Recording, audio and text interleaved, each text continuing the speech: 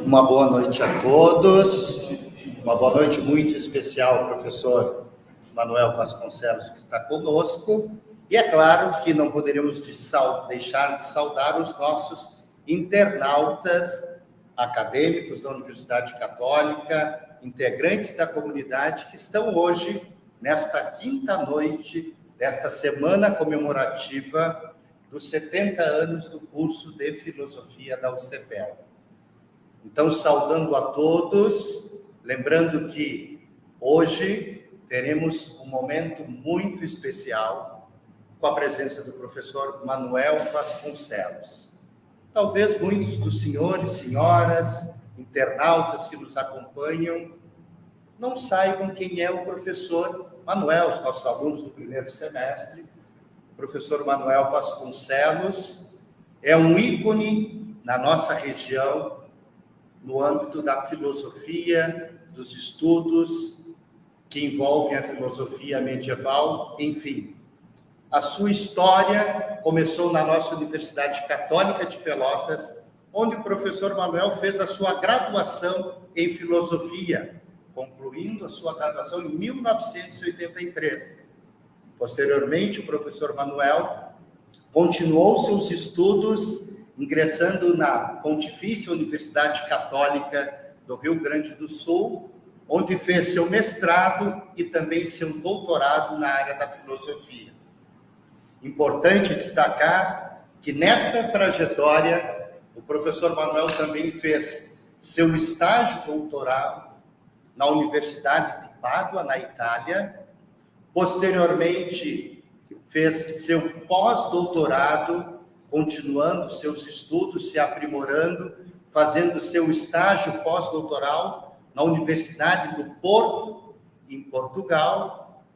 E, além de toda essa riqueza na sua formação, o professor Manuel também é professor convidado da Universidade Eduardo Mondlane, em Maputo, no Moçambique, onde atua também como docente. O professor Manuel dirige e coordena o grupo de estudos da filosofia no período medieval, da nossa ANPOF.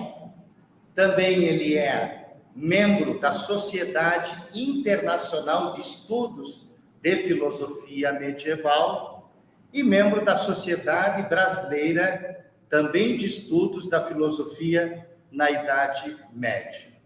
Professor Manuel, é uma alegria muito grande para nós, nesta semana, contar com a sua presença, e essa presença que dá continuidade, está aqui o nosso coordenador, dá continuidade ao nosso objetivo dessa semana comemorativa, que é também resgatar na história dos 70 anos da filosofia da UCPEL, aquelas pessoas que tiveram um papel fundamental na articulação, na organização, no ensino da filosofia. O professor Manuel atua na Universidade Federal há muito tempo, atuando como professor titular também do programa de pós-graduação, mestrado e doutorado em filosofia, e que nos alegra muito nesta noite poder trabalhar esse tema que envolve o conceito de justiça na perspectiva filosófico-teológica a partir de Santo Anselmo. Obrigado pela acolhida, pela aceitação de estar conosco hoje, e a palavra é sua, professor. Bem, eu queria, em primeiro lugar, agradecer ao professor Paulo, especialmente, mas também ao professor Fábio, ao professor Enir, né, e ao professor César, enfim, né, pelo convite, né, que muito me honra, né.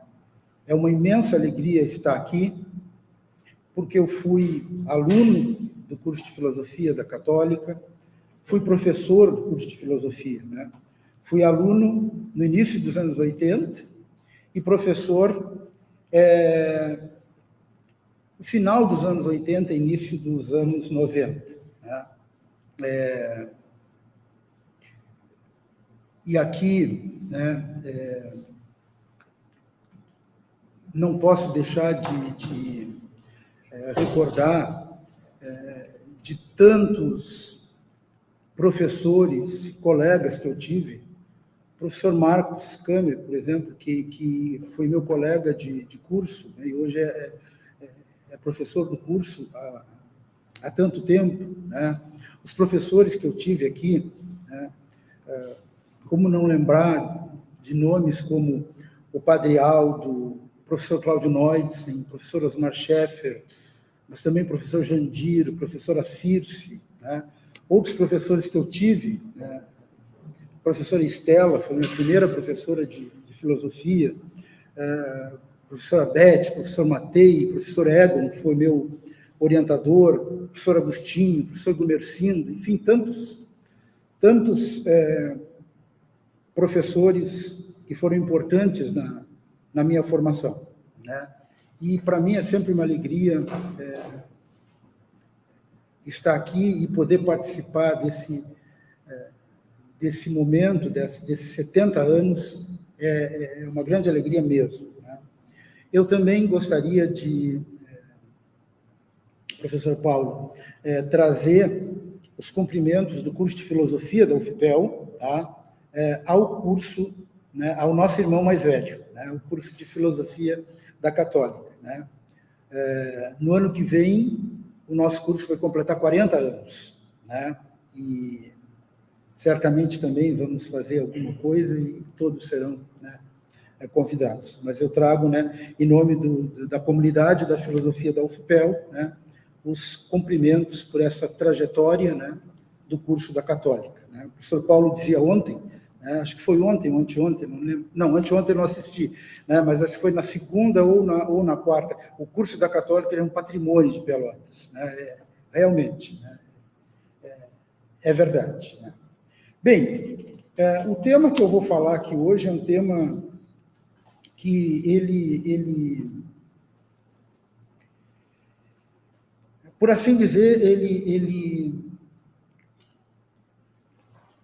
tem a ver com filosofia e teologia, né? E eu escolhi um tema filosófico, teológico, de propósito, porque acho que tem a ver com o interesse de muitos, né, dos que nos assistem e dos que estão aqui presencialmente, tá?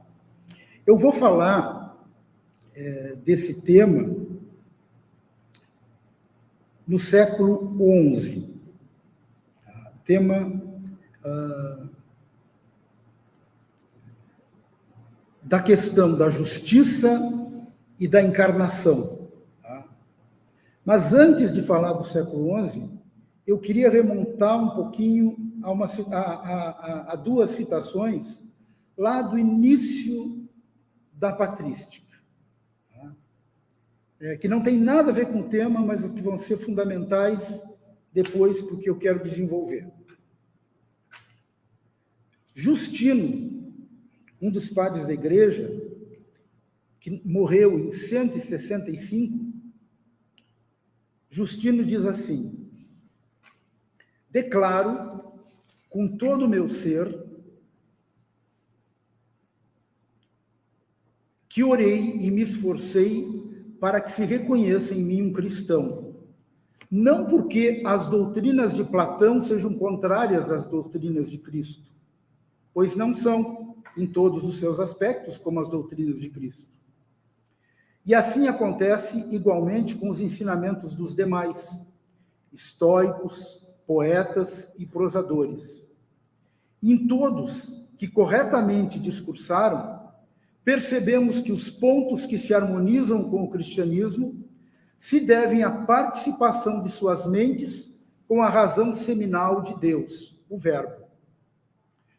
Tudo quanto, por algum homem, em algum lugar, foi opinado acertadamente, pertence a nós cristãos, porquanto nós, em presença de Deus, adoramos e amamos a razão, o Verbo, que procede de Deus encarnado e inefável. visto que essa razão, por nossa causa, se fez homem e compartilhou de nossos sofrimentos. Ela pode igualmente trazer-nos a salvação. Ora, a todos os autores foi dada a possibilidade de obscuramente discernir a verdade, em virtude da semente inata da razão que havia neles. O que Justino está dizendo? Mesmo nos filósofos antigos, a presença da verdade está contemplada. Por quê? Porque as sementes do verbo, de alguma forma, estão lá. Isso diz Justino. Não sei quando ele escreveu isso aqui, mas ele morreu em 165. Né? Bom, agora eu trago um outro ponto de vista. Tertuliano, que vive entre 155 e 235. Tertuliano diz que tem a ver Atenas com Jerusalém, ou a academia com a igreja, ou os hereges com os cristãos. A nossa doutrina vem do pórtico de Salomão, que nos ensina a buscar o Senhor na simplicidade do coração. Que inventem, pois, se o quiserem, um cristianismo de tipo estoico, platônico e dialético. Quanto a nós, não temos necessidade de indagações depois da vinda de Cristo, nem de pesquisas depois do Evangelho. Nós possuímos a fé e nada mais desejamos crer. Pois começamos por crer que, para além da fé, nada existe que devamos crer. Veja, nós temos aqui dois pontos de vista bem diferentes em relação ao uso da razão para tratar da fé. Justino, que diz que tudo aquilo que é verdadeiro o é porque participa da verdade. Portanto, também os filósofos antigos participam, de certa maneira, da verdade. E Tertuliano, que diz, olha, que tem a ver Atenas com Jerusalém. Tá? São coisas diferentes. Por que eu trago esses dois exemplos opostos? Porque eu quero tratar de um autor do século XI que vai na esteira de Justino, do diálogo da fé com a razão. E vai na esteira de Justino para tratar de um tema muito difícil de ser tratado pela razão, que é a encarnação do Verbo divino. Anselmo, o autor que eu vou tratar, é um autor do século XI, um século marcado por um grande interesse em torno da dialética, uma das 7 artes liberais. No programa de estudos da Idade Média, se estudava fundamentalmente as 7 artes liberais. O trivium, formado por dialética, retórica e gramática, e a dialética era aqui a lógica aristotélica, fundamentalmente, e o quadrivium, que era astronomia, geometria, aritmética e música. No século XI, é um grande interesse em torno do papel da dialética, da lógica, ou, podemos dizer de uma forma mais ampla, do papel da razão para tratar da fé.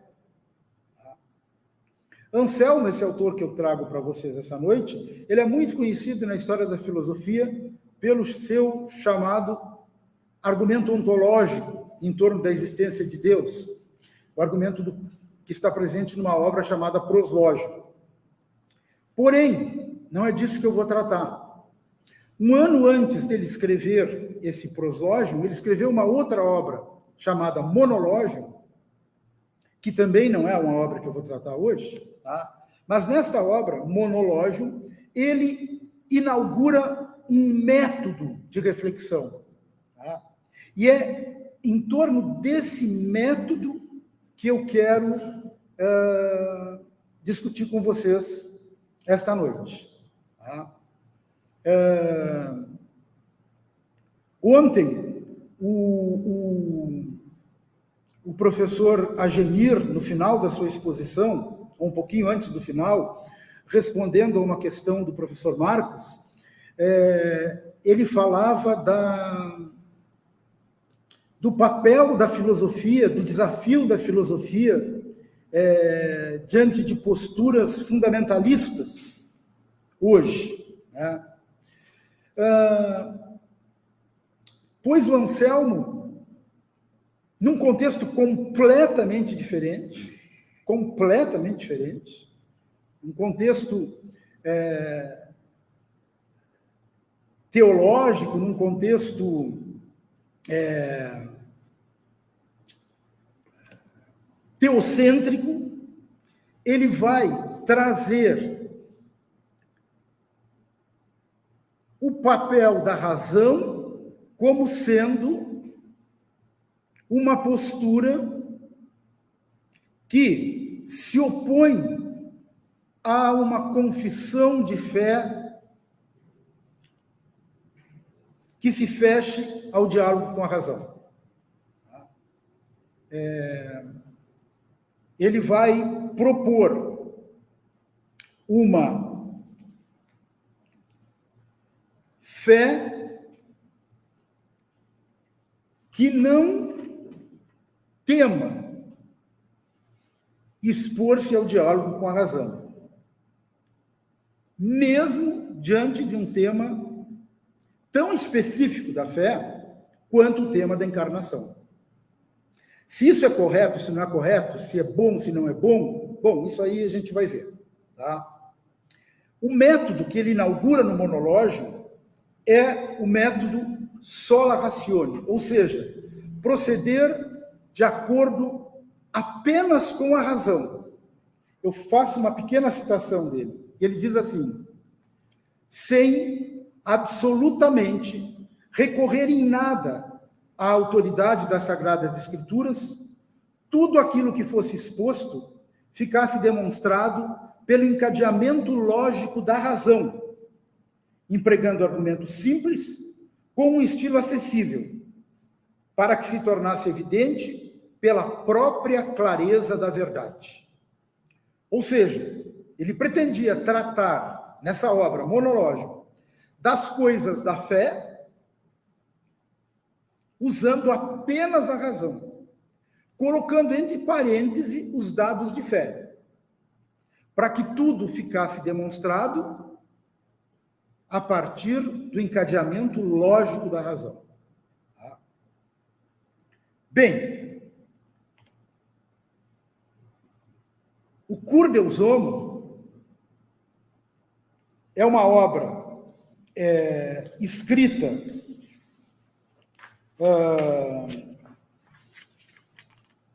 por volta de 1094, tá? E ele vai empregar este mesmo método,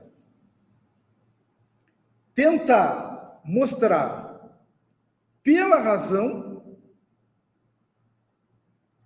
que era necessário que o Verbo se fizesse carne e habitasse entre nós. Tá? Bom, no entanto, há uma particularidade na obra. Ela é dirigida, sobretudo, a crentes em Deus, mas que não creem no Cristo. Ou seja, ela é dirigida, sobretudo, para judeus e árabes. Tá? Para judeus e árabes. Tá? Por esta razão, ele toma como pressupostos, que ele não vai discutir na obra, aqueles dados de fé que são aceitos por judeus, árabes e cristãos. Isso aí ele não vai discutir. Tá? Que dados são esses? O homem foi criado para ser feliz, mas esta felicidade não pode ser totalmente alcançada na vida presente. Judeus e árabes não teriam dificuldade em aceitar isso. Ninguém pode atingir esta perfeição sem que seus pecados sejam perdoados. Ninguém pode viver. É necessário crer para atingir a salvação eterna. Estas teses são tidas como pressupostos e não são discutidas. Então, ele não vai perder tempo, digamos assim, com essa discussão sobre aquilo que é uma base comum de fé. Ele vai tratar, então, vai tratar daqueles dados em que a diferença se faz presente, que é o fato de Deus se fazer homem e de operar a salvação mediante uma morte dolorosa, uma morte cruel. Tá? Mas vejam,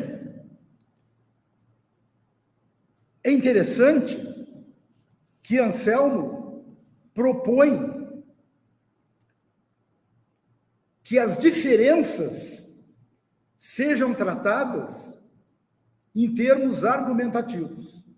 Ou seja, a luta com aquele que pensa diferente de mim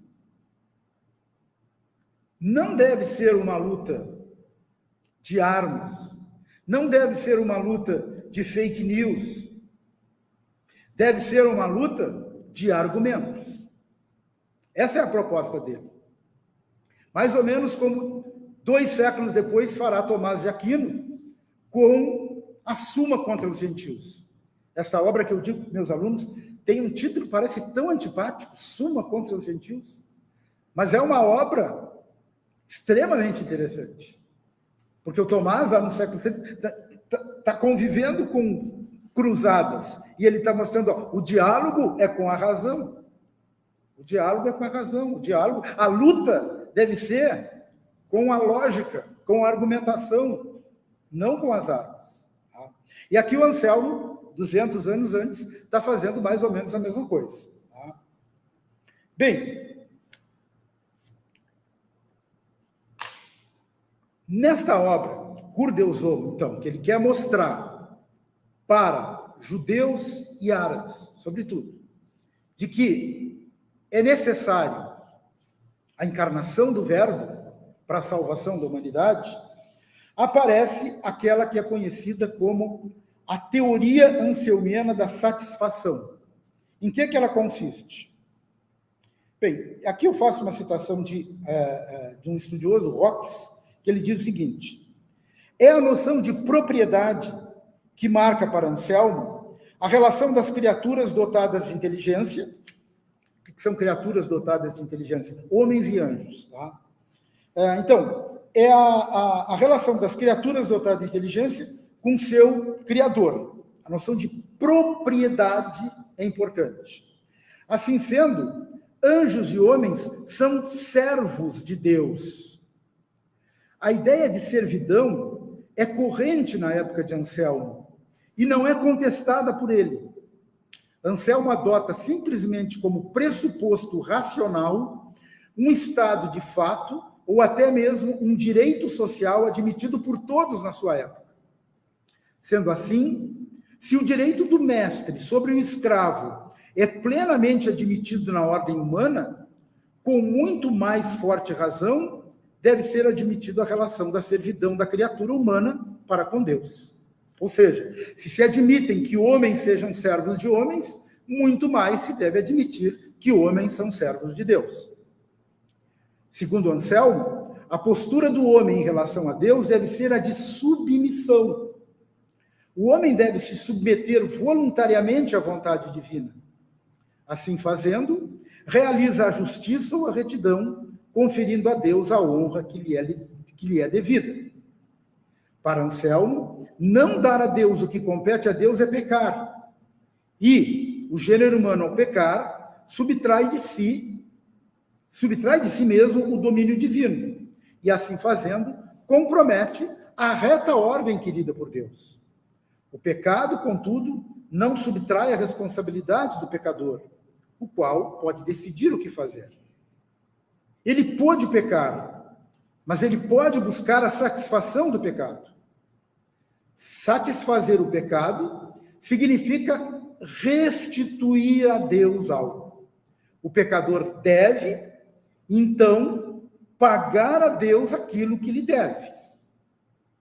A reparação é a satisfação. Tá? Bem,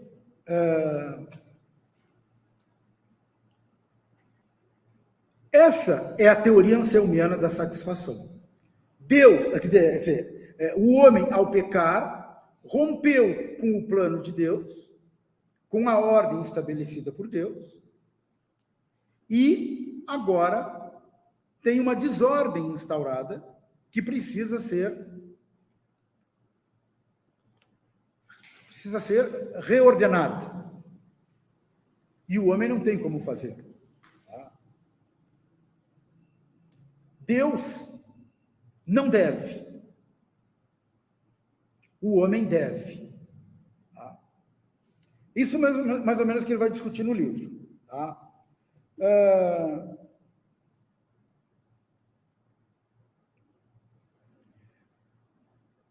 Há uma crítica muito forte a Anselmo, segundo a qual ele estaria transpondo para o mistério da encarnação, para o mistério do Verbo que se fez carne e habitou entre nós, ele estaria transpondo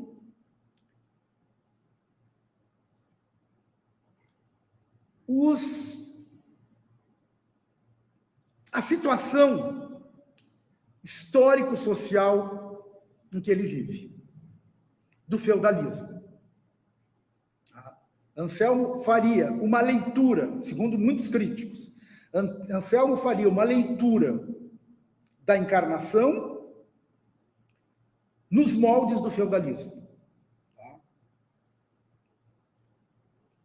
Eu vou tentar defender o Anselmo. Quando eu comecei a escrever isso aqui, estudar,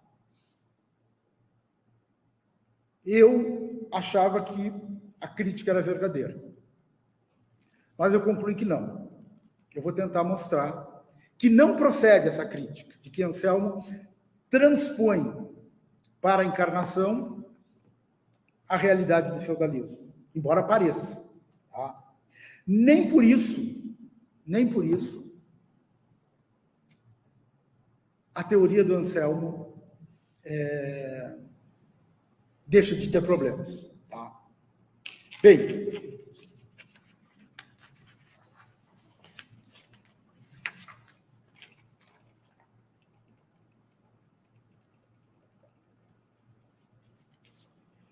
eu disse para vocês que ele procura utilizar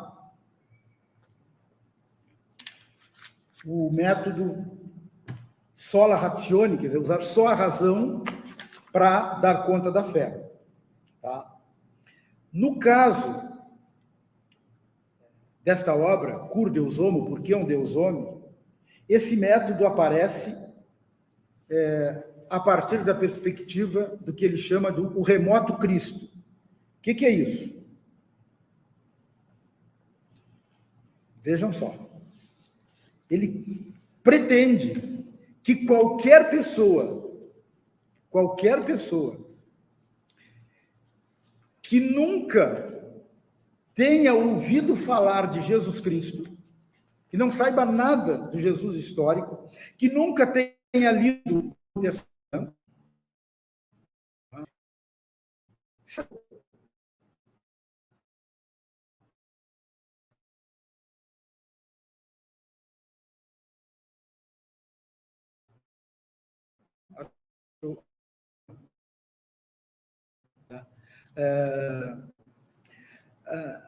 qualquer pessoa, mesmo que não soubesse nada sobre Jesus Cristo, lendo a obra, se daria conta de que é necessário a encarnação do Verbo para o resgate da humanidade. Tá? Bem,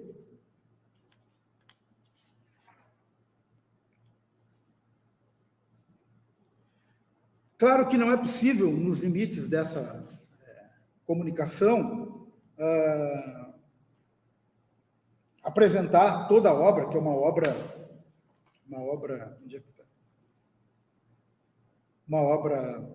bem grande, né? Mas eu vou elencar alguns pontos. Tá? Um primeiro ponto que merece destaque é o fato de Anselmo acentuar a imperiosa necessidade de a redenção ser operada por um ser humano.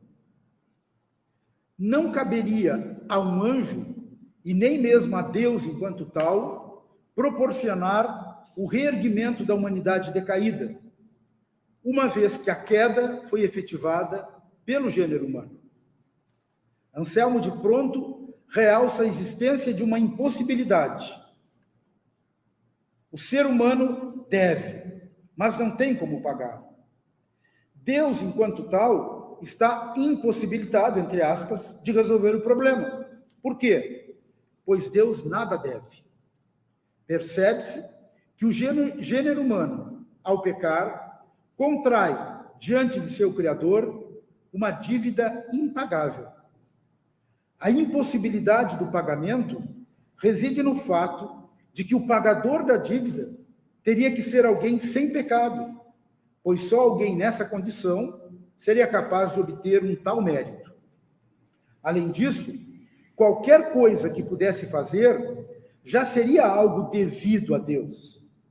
Por outro lado, Deus não poderia simplesmente perdoar a dívida impagável, uma vez que implicaria em renunciar à justa ordem por ele mesmo estabelecida. Razão pela qual Anselmo entende que falar em misericórdia divina em tal caso não seria adequado, pois é justamente por ser misericordioso que Deus deseja que a justiça seja restabelecida. Não há que esquecer também a unidade dos atributos divinos, o que evidencia a unidade de justiça e misericórdia em Deus. Anselmo entende que Deus quer a felicidade humana. No entanto, para que tal felicidade possa ser efetivada, é imperioso o pagamento da dívida contraída. Diante de tal impasse, a conclusão que se impõe é que apenas um homem-Deus poderia dar cabo da desordem instaurada pelo pecado. Bem, eu vou omitir aqui a argumentação em torno da conveniência de ser a segunda pessoa da Trindade a se encarnar e não as outras, né? Admitida a necessidade da encarnação do Verbo, há que perguntar-se que razões justificariam uma redenção operada através de uma morte injusta e dolorosa. Num dado momento da obra, a obra é um diálogo, acho que eu não falei isso, o interlocutor de Anselmo no diálogo, em nome de todos os que questionam a necessidade de uma redenção dolorosa, diz o seguinte, cito, parece indigno de Deus ter salvado o homem dessa forma. E, por outro lado, não se vê que valor pode ter essa morte para salvar o homem, pois parece muito estranho que Deus se deleite ou necessite do sangue de um inocente, de sorte que não queira ou possa perdoar ao culpado, senão com essa morte. Fim de citação. Anselmo tem em conta a dificuldade da objeção, reconhecendo que aí reside uma das grandes oposições levantadas contra a fé cristã, por parte daqueles que não creem, né? Que não creem no cristianismo, no caso. Né?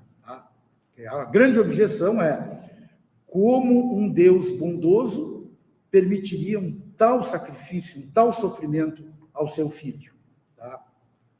Bem, ao abordar a questão, Anselmo parece não privilegiar tanto a forma da redenção, preferindo destacar a ausência de constrangimento que caracterizou sua realização. Desse modo, destaca a plena liberdade do homem-Deus, que aceitou a cruz com o intuito de ser fiel à vontade de Deus, tendo em vista a observância da justiça. Ele submeteu-se livremente, pois, sendo onipotente, poderia proceder de modo diferente. No entanto, fez porque quis, dirá Anselmo, apontando, da mesma forma que fez no final de uma outra obra dele, sobre a queda do diabo, que a vontade tem um papel importante. Anselmo tem uma outra obra, que ele procede também, de acordo com a razão, tentando explicar o problema do mal e tratando da queda do diabo. E no fim de uma longa discussão, que é um diálogo também, o interlocutor pergunta, mas afinal de contas, por que um anjo bom, um ser feito bom e para o bem, por que fez o mal? E Anselmo responde, porque quis. Porque quis. Ou seja, a sua vontade o conduziu ao mal. E aqui, no Cur Deus Homo, a pergunta, o porquê se dirige agora a uma outra realidade. Não a do diabo, mas a do Deus feito homem. Por que a cruz? Por que o Cristo enfrentou a cruz? E ele diz, porque quis. O papel radical da vontade. Vejam, Anselmo coloca aqui, de certa maneira, uma igualdade entre o diabo e o Cristo. A igualdade está, os dois pautaram-se por uma vontade livre. Um para fazer o mal e o outro para fazer o bem. Mas assim como o demônio afastou-se de Deus porque quis, o Filho de Deus enfrentou a cruz porque quis. Porque quis, ou seja, aceitou sem nenhum constrangimento, na mais absoluta liberdade. Esse é um dado importante, fundamental na obra. Aceitou na mais absoluta liberdade. Bem,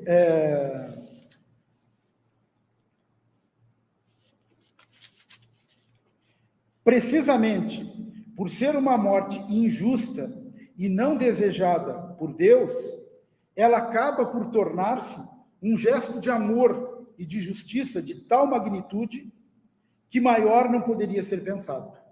Aqui, outro detalhe importante. Para quem conhece o proslógio, a prova da existência de Deus, Anselmo ali apresenta Deus como sendo aquilo que maior não pode ser pensado. Ele conceitua Deus a partir de um princípio de grandeza. Deus é aquilo que maior não pode ser pensado. Agora, nesta obra, ele coloca o gesto redentor da humanidade como um gesto de amor que maior não pode ser pensado. Um gesto de amor de tal magnitude, de tal grandeza, que maior não pode ser pensado. O mesmo princípio de grandeza lá do proslógio é retomado aqui no Cur Deus Homo.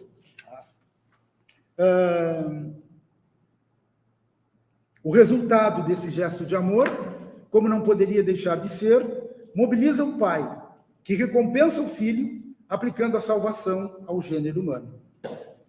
Nas palavras de Anselmo, que coisa há de mais justa do que perdoar toda a dívida daquele que pagou, se dá com o devido afeto um preço maior que todo débito. Fim de citação. Tá? Bem, já vou encaminhando para o final, né? Tá? Ora, podemos nos perguntar se uma tal justiça, no fundo, não refletiria os princípios da justiça feudal dos tempos de Anselmo, em que o servo deve honra e obediência ao seu senhor. Esta é uma crítica recorrente ao autor.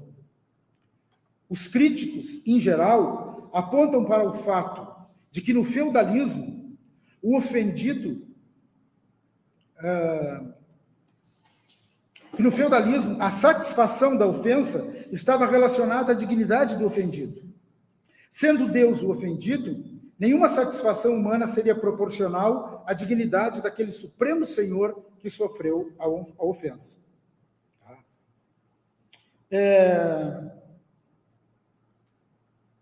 Bem, eu entendo que uma adequada compreensão da obra implica em percebê-la não tanto como uma cristologia, ainda que o seja, mas como uma exposição do modo como seu autor entende o sentido da vida humana.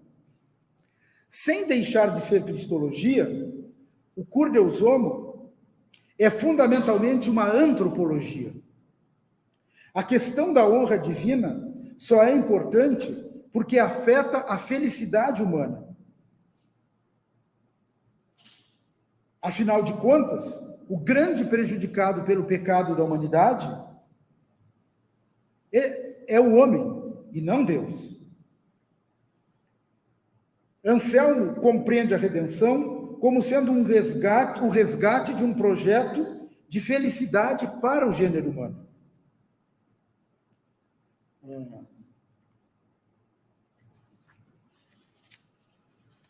Dizer que ele se baseia no feudalismo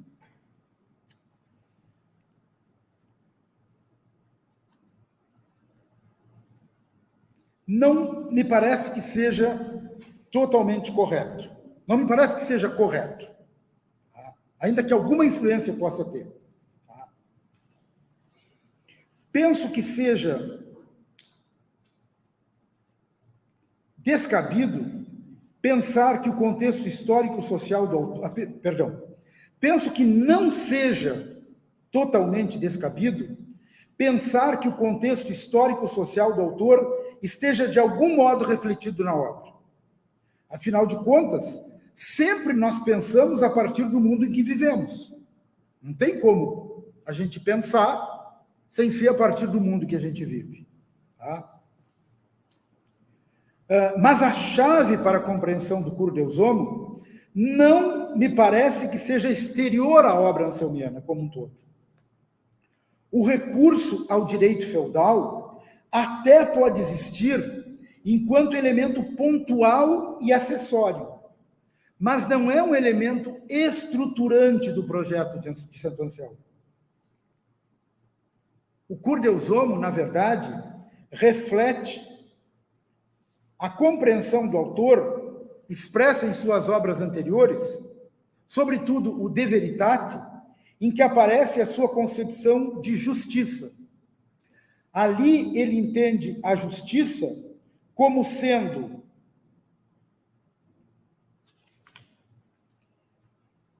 observar a retidão da vontade por causa da retidão mesma.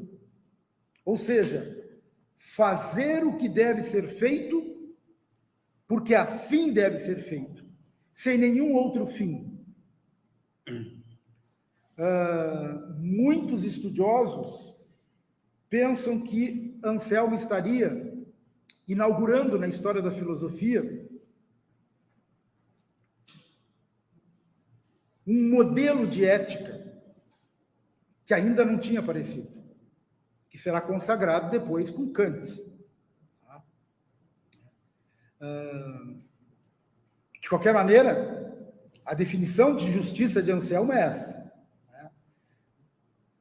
buscar a retidão da vontade por causa da própria retidão. Ser justo porque se deve ser justo, não visando qualquer outro fim que não a justiça. É nesta definição de justiça que ele se ampara para analisar a condição do homem pecador e a necessidade de restabelecer a ordem querida por Deus.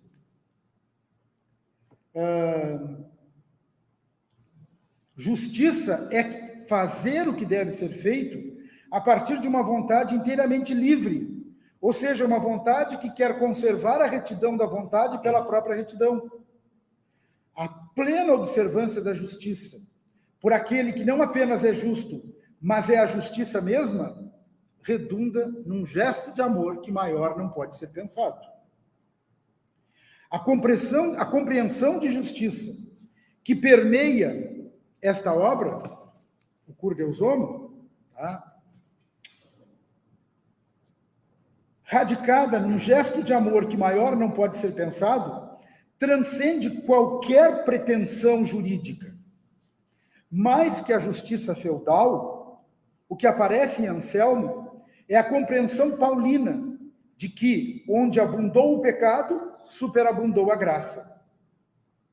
A graça, que sobeja todo o pecado, transcende qualquer compreensão humana de justiça. Isso parece muito claro para Anselmo. Então, já vou terminar. Não me parece que seja justo dizer que ele simplesmente transpõe para a encarnação do Verbo os critérios de justiça do mundo feudal. Acho que não. Acho que não. A justiça que ele busca é uma fidelidade a Deus,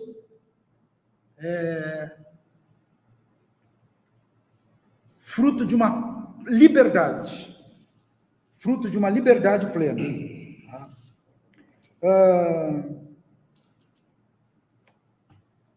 E vejam o que eu falei antes, a redenção se operou por inteira liberdade, por plena liberdade. Jesus foi absolutamente livre ao assumir a cruz. Nenhum servo da época de Anselmo tem esse grau de liberdade. Aliás, o grau de liberdade de um servo é muito limitado. Muito limitado. Tá? Agora, voltando lá ao início lá do Justino e do Tertuliano, tratar este tema pela fé é pertinente? Tentar explicar a redenção em termos lógico-racionais é possível? Bem, é bem verdade que Anselmo nunca pretendeu que a razão humana pudesse dar conta da complexidade que envolve o tema. Anselmo sempre entendeu que a razão humana se defronta com seus limites para dar conta da fé. Mas nem por isso ele renuncia ao esforço da compreensão. Num tal contexto, não deixa de ser interessante a conclusão de Kessler, ao dizer o seguinte: parece que Anselmo, para mostrar a coerência lógica, inclusive aos não crentes, submete a ação de Deus aos procedimentos lógicos, como se a ação misericordiosa divina pudesse se enquadrar na lógica humana. A vontade de provar racionalmente a necessidade da encarnação e da morte de cruz acaba por dar lugar a um método de investigação teológica em que a exigência de convencer o não crente sobrepõe-se ao aprofundamento do dado de fé que é colocado entre parênteses, a fim de proceder com consequencialidade lógica a partir de pressupostos aceitos também pelos não crentes. para Kessler, isso comporta uma subordinação do agir gratuito de Deus aos esquemas humanos. Parece quase comportar que Deus não poderia proceder de outro modo, devendo agir necessariamente como prescrito pela teoria.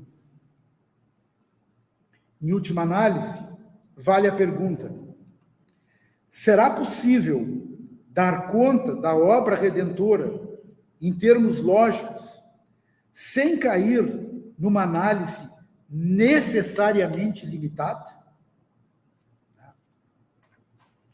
Muito obrigado.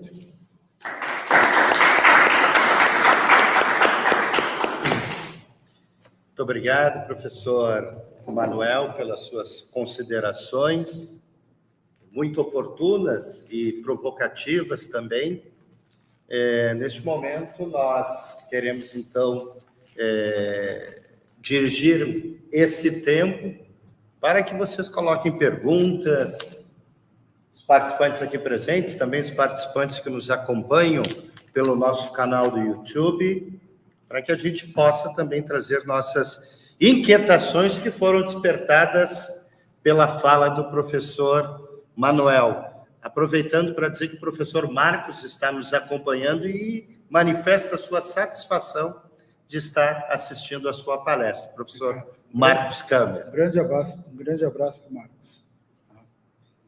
Colega como aluno e como professor. Vou tentar aparecer aqui, vou fazer uma questão, acho que é muito interessante e muito pertinente, e agradeço desde logo pela fala, pela sua palestra.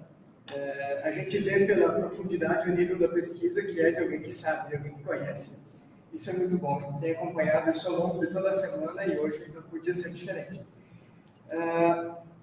Eu fiquei pensando também nessa consideração que o professor Manuel trouxe ao final, quase, da palestra, sobre essa antecipação daquilo que depois seria conhecido também na filosofia transcendental kantiana, a universalização de princípios, enfim, tudo isso, né, que é a busca da retidão da vontade por causa da própria retidão, né, não buscar outro fim que não a justiça pela justiça, e fazer também o que deve ser feito por uma vontade totalmente livre, o professor Manuel dizia, e que a fidelidade a Deus é fruto de uma liberdade plena, né, fruto dessa liberdade. Mas aqui é algo que eu já ouvi também, assim, uma crítica ao próprio Kant, que se fazia, sabendo que o Kant também frequentava círculos de teologia, enfim, gostava de acompanhar a teologia e também círculos de leitura da Bíblia, enfim. Mas uma crítica que se fazia era a seguinte: se tudo se resolve pela razão, uma razão forte, que se impõe, como é que fica a graça?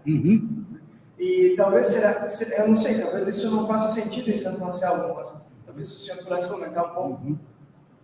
Eu acho excelente a questão, professor Paulo. Realmente é isso, né? Eu acho que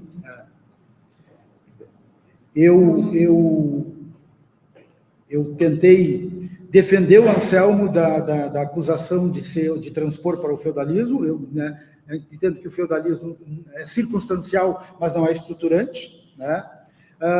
Mas acho que tem esse problema. Quer dizer, né? Até que ponto a razão consegue dar conta, né, da fé, né? Especialmente alguns aspectos da fé, né?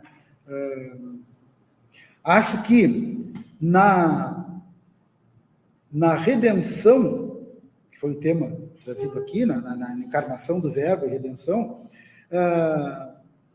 entram questões importantíssimas que Anselmo não consegue enfrentar, justamente por colocar-se numa perspectiva puramente racional, né? Com justamente a gratuidade de tudo isso, né? A solidariedade do crucificado com a humanidade, né? Isso é fundamental na encarnação. E, em termos lógicos, não entra. Quer dizer, É como diz aqui o crítico, aquele, né, é quase como que Anselmo tenha colocado Deus nos ditames da lógica. Né? Como, olha, né, Deus teria que agir do jeito que a nossa razão consegue compreender. Né? Então, realmente, eu acho que este é um limite. É um limite. Por outro lado,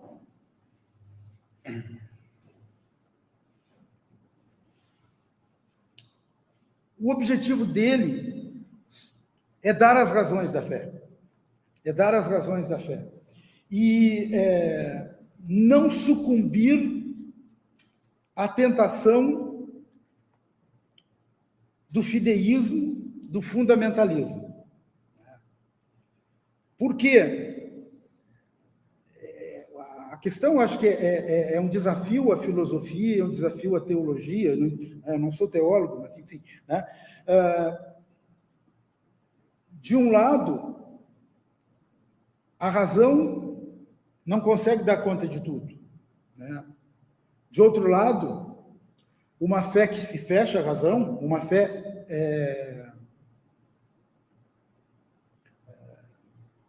que não se abra a esse diálogo com a filosofia, com a ciência, né, com a cultura, é uma fé que também corre riscos. Né? Então, realmente, acho que o desafio de fato, é esse. Né? Anselmo fez aqui, né, ele era um professor de lógica, né, ele colocou aqui, né, em termos lógicos, né, tanto que isso aqui é dirigido fundamentalmente ele dirige a judeus e árabes, tá? Mas o método surge das aulas dele, né? Das aulas dele de lógica, né? E claro, né, a lógica da conta da fé, eu acho que, embora fechou tudo aqui logicamente, direitinho, mas, né, onde fica a gratuidade? Onde fica a solidariedade com os que sofrem? Né? Eu acho que essa, talvez, a grande lição da cruz seja essa. Né? Um Deus que se solidariza com os que sofrem. Quer dizer, a redenção parece comportar um mistério que a lógica não dá conta. Agora, é bem verdade que o autor tem consciência disso. Né? O autor tem consciência disso. Ele não acha que ele deu conta de tudo. Né? Mas o esforço dele é esse. Né? Então, aí eu acho que tem o mérito e também os limites da teoria. Mas a pergunta eu acho muito interessante, Paulo.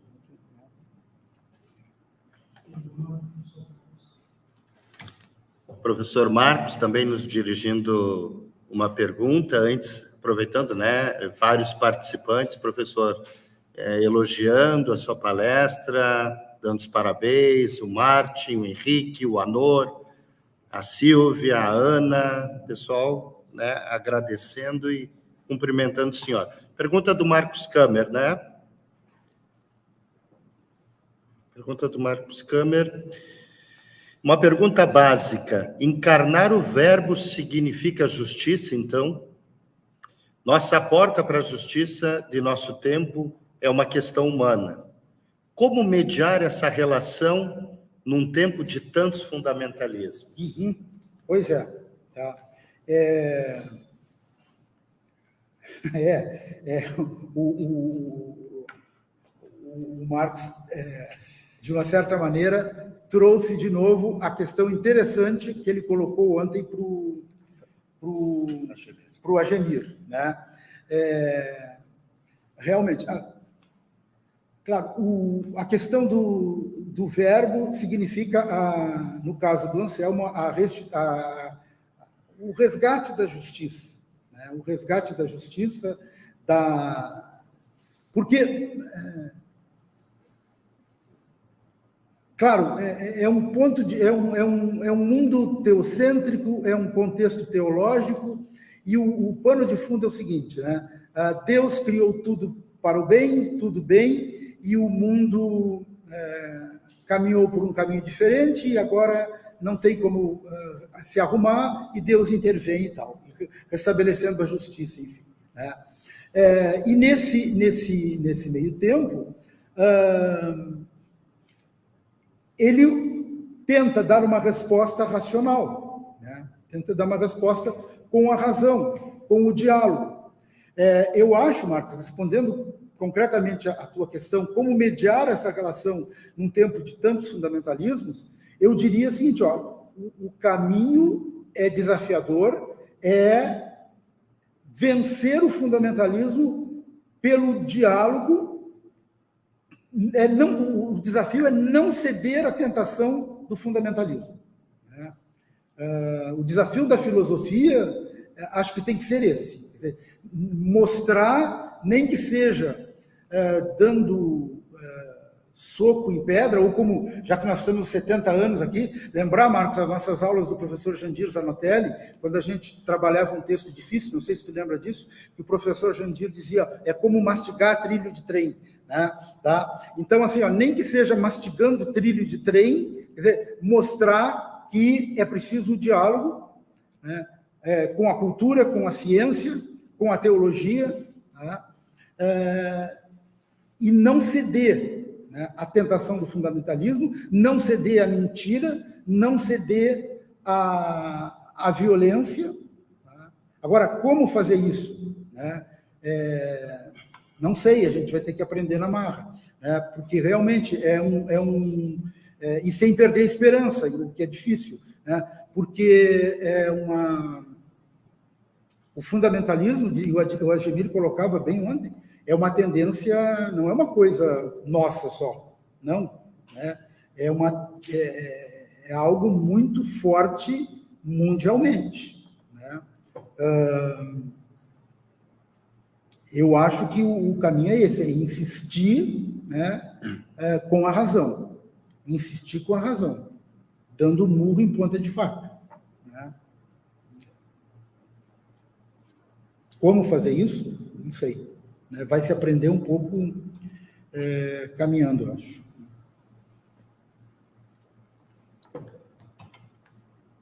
Seguem aqui, obrigado, professor Marcos, pela pergunta, obrigado, professor, pela resposta.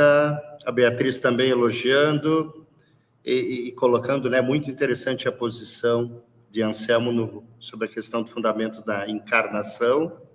Muitos elogios, professor. O tema que o senhor traz, com certeza, ele é desafiador também, quando se faz quando se trata de questões que Santo Anselmo levantou, e questões atuais da nossa realidade, nessas provocações. Está lhe agradecendo, professor Marcos, lhe mandando um forte abraço. Não sei se tem mais alguma pergunta, os nossos participantes. Então, professor Paulo, nós queremos, né, tivemos um número muito expressivo de participantes aqui na nossa live, professor, muita gente nos acompanhando. Queremos lhe agradecer por fazer parte desse momento histórico da nossa filosofia, da nossa Universidade Católica, momento no qual o senhor representa essa história. O nosso muito obrigado pela sua presença, e com certeza nos veremos muito, porque o professor Manuel muito nos acompanha nos nossos trabalhos, nas avaliações de TCC. Realmente, o professor Manuel se formou aqui no ano de 83 e desde então sempre se fez presente. Podemos dizer que ele é desta casa, pertence a essa família do curso de filosofia da nossa Universidade Católica. Muito obrigado, professor Manuel Luiz Cardoso Vasconcelos. Mais uma vez, a nossa saudação.